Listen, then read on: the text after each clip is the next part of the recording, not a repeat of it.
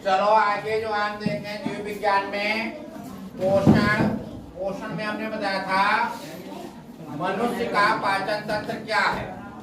मनुष्य का पाचन तंत्र क्या है? मनुष्य का पाचन तंत्र को हमने बताया था, एक बार रिवीजन कर लो फिर से। मनुष्य को जीवित रहने के लिए भोजन की आवश्यकता होती है। मनुष्य जिन अंगों के द्वारा भोजन को ग्रहण करता है उसे पाचनांग कहते हैं, तथा इस तंत्र में भाग लेने वाले अंगों को पाचन तंत्र कहते हैं। मनुष्य के जो है निम्नलिखित पाचनांग हैं। कौन कौन से पाचनांग हैं? नंबर 1 मुखगुहा, नंबर 2 ग्रासनाल, नंबर 3 आमाशय, नंबर 4 मोतियान, नंबर 5 मणियान। ये हमने बताया था। जैसे मुखगुहा क्या है? मुखगुहा जो है या मुख से लेकर कंठ द्वार तक फैली होती है। इसकी लंबाई जो है लगभग 8 से 10 सेंटीमीटर होती है। इसमें भोजन को चबाने के लिए निकलने के लिए जीव सहायक होती है, ये बताया था। दूसरा कौन सा हो गया? ग्रासनाल। ग्रासनाल क्या होती है? या कंठ द्वार से लेकर आमाशय तक फैली होती है। इसकी लंबाई लगभग जो है 25 सेंटीमीटर होती है। इसमें क्रमाकुंचन की क्रिया रहती है, जिससे भोजन जो है आमाशय की ओर आसानी से पहुंच जाता है। फिर क्या हमने बताया था? आमाशय क्या है ना? तो आमाशय क्या है? यह एक थैलीनुमा संरचना होती है। इसकी लंबाई लगभग 24 सेंटीमीटर तथा चौड़ाई लगभग कितनी? 10 सेंटीमीटर होती है। इसमें ऊपरी भाग पर जो है, इसके ऊपरी सिरे पर या ऊपरी भाग में जो है जठर ग्रंथियां पाई जाती हैं, जिनसे जठर रस स्रावित होता है। आमाशय में जो है क्रमाकुंचन की क्रिया होती है, जो भोजन को लुगदी बनाते हैं, जिससे हम क्या कहते हैं? गाइल कहते हैं, है ना। जठर रस जो है भोजन को सड़ने से बचाता है। अगला क्वेश्चन था छोटी आंत क्या है?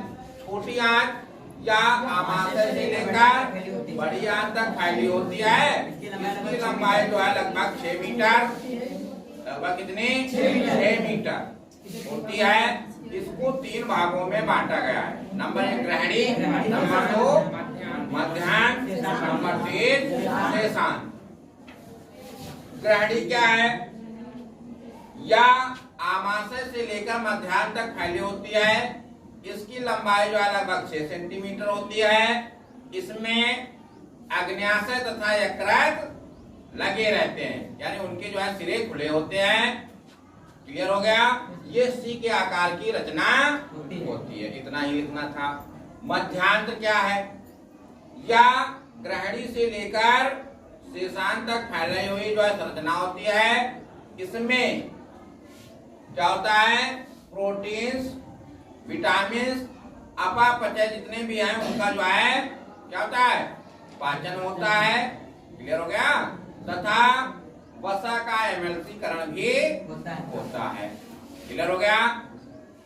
मध्यांत्र में जो है कौन से रसांकुर पाए जाते हैं, जो क्या करते हैं? भोजन को जो है पाचक पदार्थों को जो है पोषक पदार्थों को अवशोषण करते हैं। मध्यांत्र के बाद शेषांत्र समझ लो। ये क्या है? ये जो है मध्याह्न से लेकर कहां तक? ये मध्याह्न से लेकर जो है बड़ी आंत तक फैली होती है। इसकी लंबाई कितनी हमने बताया? हाँ, मध्याह्न की जो है तुमको हमने बताया होगा कितनी? टोटल 6 मीटर हमने बड़ी छोटी आंत बताई थी। 6 सेमी तुम्हारा क्या हो गया? ग्रहणी। अब कितना बचा? मध्यांत्र। ये क्या है तुम्हारा? ग्रहणी।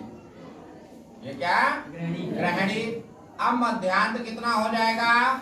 मध्यांत्र जो है लगभग 3.40 सेमी होता है, या मीटर, सॉरी मीटर। और शेषांत्र होता है तुम्हारा समथिंग 2.60 मीटर। समझे? लगभग की बात की जाती है। मध्याह्न तुम्हारा बड़ा होगा, शेषांक जो है छोटा होता है।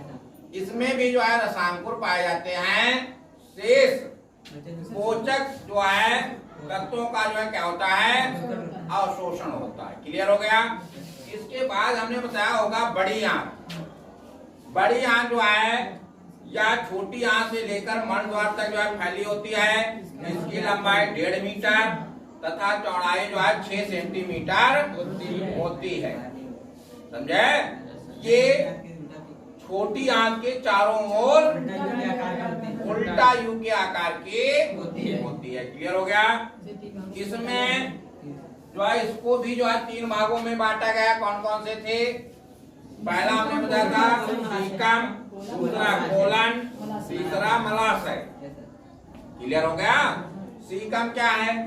सीकम जो है यहाँ छोटी आंत से जो है कोलन तक फैली हुई जो है एक थैलीनुमा संरचना होती है।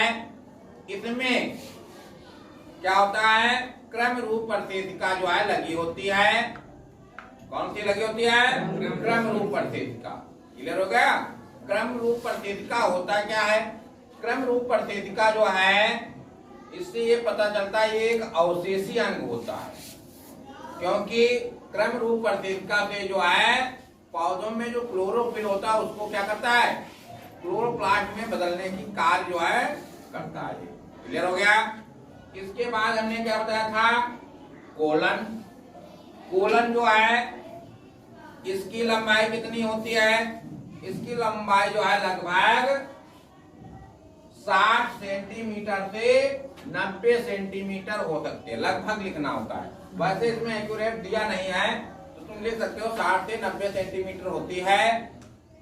इसमें होता क्या है, इसमें जो है जल का अवशोषण होता है। जो भोजन में जल होता है उसका अवशोषण कहाँ होता है? यही तुम्हारे जो है कोलन में। इसके बाद अगला कौन सा है? मलाशय। ये जो है इसकी लंबाई लगभग 15 सेंटीमीटर होती है और अंतिम भाग जो है बहुत सकरा होता है। क्लियर हो गया। इसमें अवशोषित जल तथा शेष अपशिष्ट पदार्थ जो है बाहर मल के रूप में निकलता है। इतना ही जो हमने पढ़ाया था। अब आगे जो है इसके कौन है, यकृत किसे कहते हैं? ये क्वेश्चन आता है। कौन सा? यकृत किसे कहते हैं या यकृत के कार्य बताइए।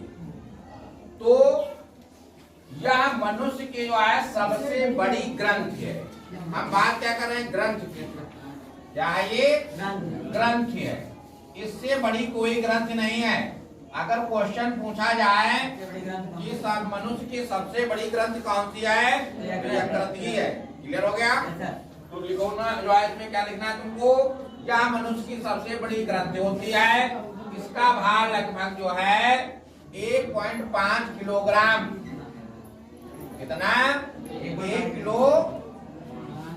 1.5 किलोग्राम यानी 1.5 केजी जो है होता है।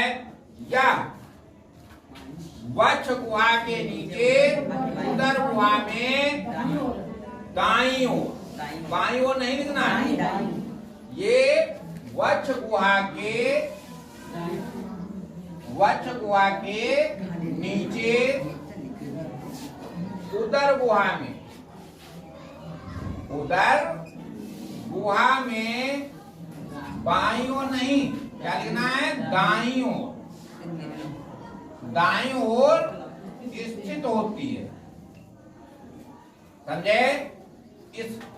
इसमें जो है 2 पिंड पाए जाते हैं। कौन सा? बायां पिंड जो है छोटा तथा दायां पिंड जो है बड़ा होता है। कुछ इसका फिगर ऐसा होगा।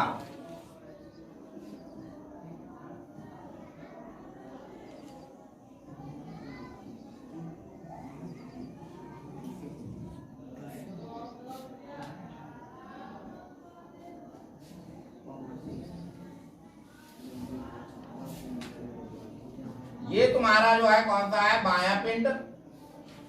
और ये तुम्हारा कौन सा हो गया? दायां पिंड। क्लियर हो गया। और इसी में जो है एक क्या पाई जाती है? पित्त पुटिका। इसमें क्या पाई जाती है? इसमें एक पित्त पुटिका पाई जाती है, जिसमें क्या होता है? पित्त रस स्रावित होता है, जो ग्रहणी में खुलता है।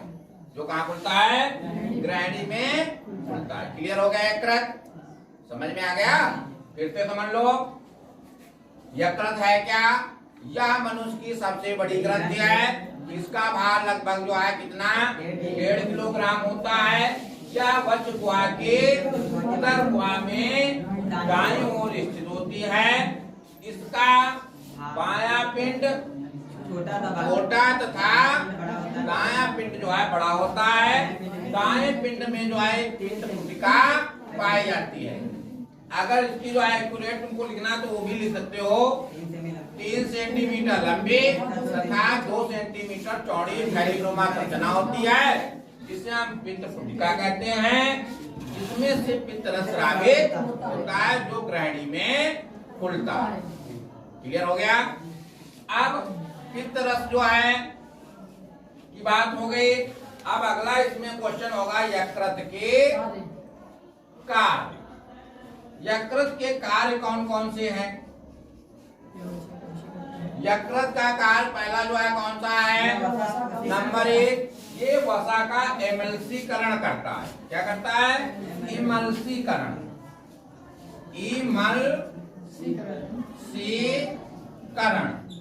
ये वसा को क्या करता है?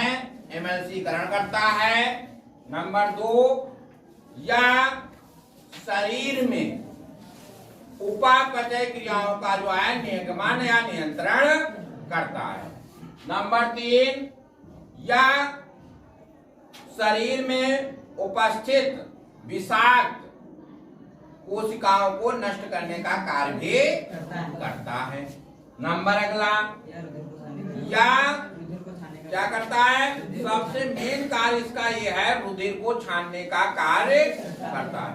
यानी यकृत को हम जो है साधारण बोलचाल भाषा में इसको कलेजा भी कहते हैं, और इसी को शुद्ध रूप में इंग्लिश में क्या कहते हैं? लीवर। लीवर जो है यही है और कोई नहीं है, समझे? ये रक्त को जो है छानने का कार्य भी करता है। ये तो तुम्हारा क्या हो गया? यकृत। समझ में आ गया? बंद करो, बंद को थोड़ा